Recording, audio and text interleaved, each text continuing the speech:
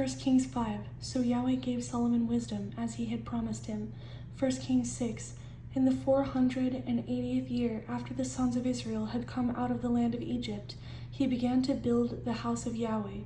And the word of Yahweh came to Solomon, saying, Concerning this temple which you are building, if you walk in my statutes and execute my judgments, and keep all my commandments and walk in them, then I will perform my word with you, which I spoke to David your father, and I will dwell among the sons of Israel, and will not forsake my people Israel. Solomon overlaid the inside of the temple with pure gold, and the whole temple he overlaid with gold, until he had finished all the temple, and the entire altar that was by the inner sanctuary he overlaid with gold, and he overlaid the cherubim with gold, and the floor of the temple he overlaid with gold, both the inner and outer sanctuaries.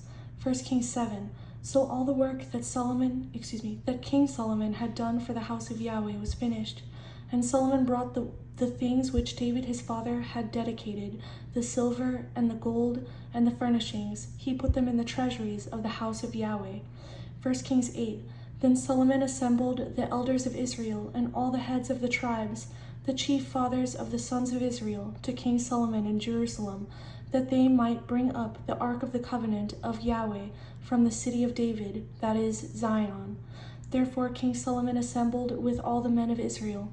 And it came to pass, when the priests came out of the holy place, that the cloud filled the house of Yahweh, so that the priests could not continue ministering because of the cloud, for the glory of Yahweh filled the house of Yahweh.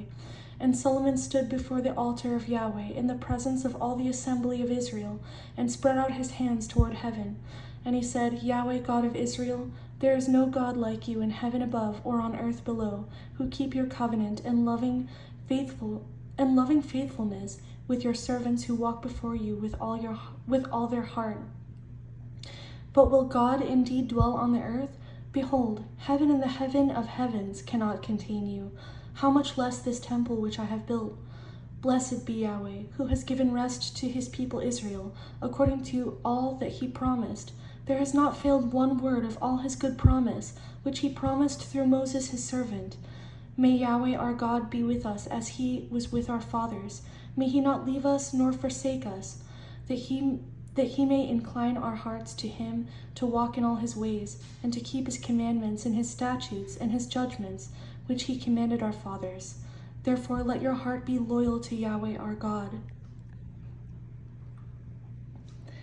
1 Kings 9. Yahweh appeared to Solomon the second time, as he had appeared to him at Gibeon. And Yahweh said to him, I have heard your prayer and your supplication that you have made before me. I have consecrated this house which you have built.